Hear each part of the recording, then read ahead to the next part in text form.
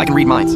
During military training, the only thing I heard from most of my classmates was, "My teeth are so itchy, I really want to bite someone." I didn't think much of it, because there was a line just like that in the zombie movie that's been blowing up lately.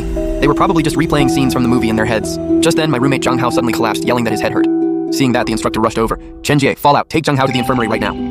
I was secretly thrilled. While taking Jung Hao there, I could finally get a little break. I bent down and was just about to help him up when I suddenly heard his thoughts. "Chen Jie's neck smells so good. I really want to take a bite." My hand froze. What the hell? Does this guy have some kind of weird thing? I suddenly felt sick to my stomach, but I had no choice but to tough it out and help him to the infirmary. When we got there, the doctor wasn't around. I was just about to leave when I saw something disgusting in the mirror. Chang Hao was staring straight at my neck. Then he opened his mouth and slowly leaned toward it. "What are you doing? Xiaoho, are you insane? Bro G, your cologne smells amazing." I kinda got carried away for a second. I gave him a dark look and didn't want to deal with him because I knew he was lying. I wasn't wearing any cologne at all. My neck only smelled like sweat. I glanced at the clock. It was exactly noon, so I immediately shook Jung Hao off and ran to the cafeteria. The discount seafood counter was packed with students. Starting yesterday at noon, the stingy cafeteria somehow got generous. Their marinated mini seafood special was only $5 a serving, so of course it blew up instantly.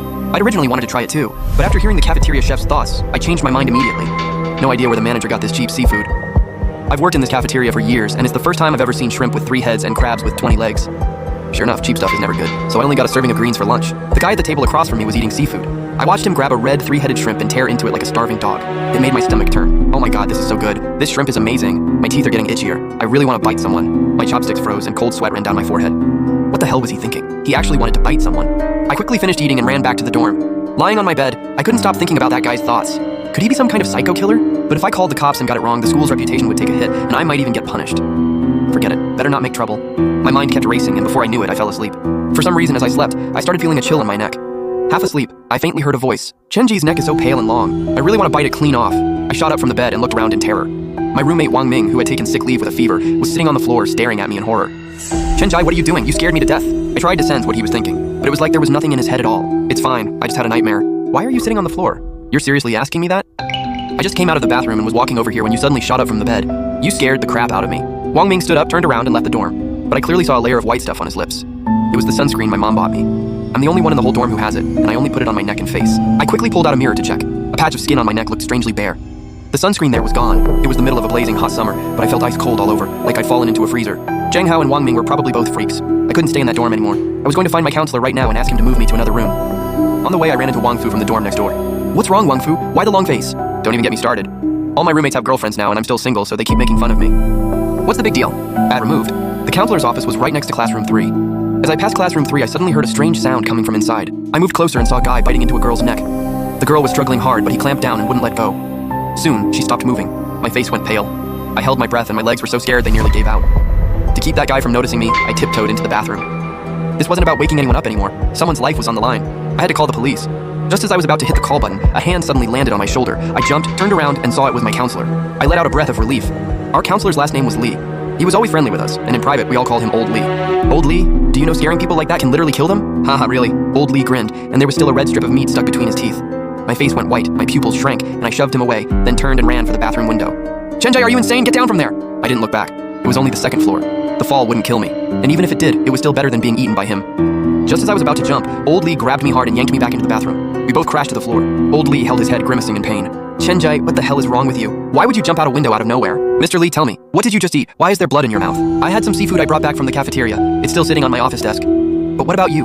Why aren't you in the dorm at noon? What are you doing here? And you actually tried to jump just now. Did something happen?" I stared hard at Mr. Lee. I didn't hear anything strange from his thoughts, and only then did I finally relax. "Mr. Lee, I came here to find you. I want to switch dorms. There are 2 freaks in my room, and I can't stay there anymore." "That's all?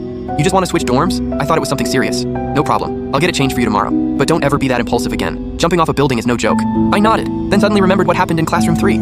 I had to tell Mr. Lee first, or I wouldn't be able to explain it when the cops showed up. "Mr. Lee, there's actually something else. When I passed by classroom 3 just now, I saw a guy bite a girl to death." "What? Do you have a fever? Why are you talking nonsense all of a sudden?" "I'm serious. I'm not lying. If you don't believe me, I'll take you to the scene right now. But we have to be careful. That guy is terrifying. He's either got rabies or he's some psycho killer." Mr. Lee and I went to classroom 3. The guy who bit her was standing there in a daze. But strangely, all the blood on the desk and the girl were gone. Mr. Lee looked at me suspiciously. "This is the crime scene you were talking about?" "I swear, I saw him bite through a girl's neck. I saw it with my own eyes." The guy grinned, showing his blood-red gums. Even the gaps between his teeth were stained crimson. "See that? That's the proof. He still hasn't cleaned the blood out of his mouth." "Haha, dude, you must have misunderstood. Nice to meet you. I'm Mu Yuange from the drama club. I was in here the whole time just now. You probably saw me rehearsing a scene. Sorry, I scared you." After saying that, the guy pulled out a box of marinated seafood and a short-haired mannequin from under the desk. Making a mannequin move like a real person is my specialty. As for the blood in my mouth, it was probably just the sauce from the seafood. I froze in place, trying to use mind reading to see through his thoughts, but he was honestly calm and I couldn't hear a thing. Chenjai, don't jump to conclusions. What people see with their own eyes isn't always the truth. Now everything's clear, right? Mr. Lee started rambling again, but I couldn't take in a single word. Did I really see it wrong? Wait, no. I thought back to the scene in classroom 3 again, and my body started trembling on its own. The girl I saw getting bitten to death had long hair. I turned and ran back toward classroom 3. You slipped up. I'm going to expose you, you murderous monster. But when I got back to the classroom, there was nothing inside. Everything that had just happened felt like a dream.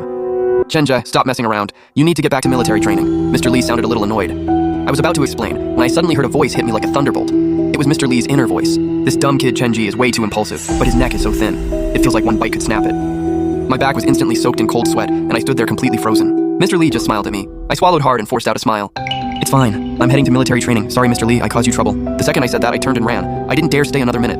There wasn't a single person left at this school I could trust. I pulled out my phone to call the police, but now the witnesses and evidence were gone. I just looked like a lunatic. Maybe I should just run, get on a bus, and go home. But if I left without saying anything and got punished, my studies would be ruined. In the end, I decided to find the instructor. He was usually harsh, but he was actually pretty good to us. Hopefully, he could keep me safe. I gritted my teeth and went to the field to find him. Just as I was about to pull him aside, he cut me off with a dark look. Chenji, do you have no sense of time? Why are you only showing up now? Sorry, instructor. I got held up by something. If something came up, you should have asked for leave in advance. Go stand on the stage right now. Whatever it is, talk after training. I walked up to the stage, embarrassed. But thinking about it, this might be better. With so many instructors on the field, I should be safe. But right then, I heard the thoughts of the students below. My teeth are itching. I really want to bite through his neck. Every student was staring straight at me. Their eyes were full of greed and madness, like a pack of man-eating beasts. Under the blazing sun, I was standing in hell. Turns out every single classmate wanted to eat me. A chill ran through my whole body. I had only one thought left: run. I sprinted toward the school gate like a madman. The wind roared past my ears. I swear I'd never run that fast in my life. The gate was over 1,000 meters from the field, but I got there in no time. The school's iron sliding gate was shut, but it wasn't that high. Just as I was about to climb over, someone grabbed my clothes and yanked me back. My heart nearly stopped. It's over. They caught up. I'm going to be bitten to death. Don't eat me. Please don't eat me. I haven't showered. I smell awful. What the heck are you talking about? Kid, you've got guts. I've been a security guard for over 20 years, and you're the first one who dared to run during military training. Hearing that voice, I froze. I turned around and saw an old face in front of me. Then I listened closely, and Uncle Wang's thoughts rang in my ears. Why does this kid look so out of it? Did something mess with his head? No, I need to calm him down. I gasped for air, and my heart finally settled. As long as he didn't want to eat me, I didn't care what anyone thought of me. Uncle Wang, there's an emergency at home. Please let me out. You want to leave? Easy. Either show me a leave slip or have your counselor call me. Please, sir, I'm begging you. There really is an emergency at home. Just let me slide this once, okay? Kid, don't push it. If something's going on at home, you should ask your counselor for leave first. I'm the security guard. If I let you out without a leave slip and something happens, I'm the one responsible. Hurry, come with me to the security office. Without a leave slip, no student is allowed to leave campus during military training. When playing nice didn't work, I turned and bolted for the iron gate. But I'd underestimated Uncle Wang. He launched himself at me, tackled me to the ground, and then locked me up in the security office.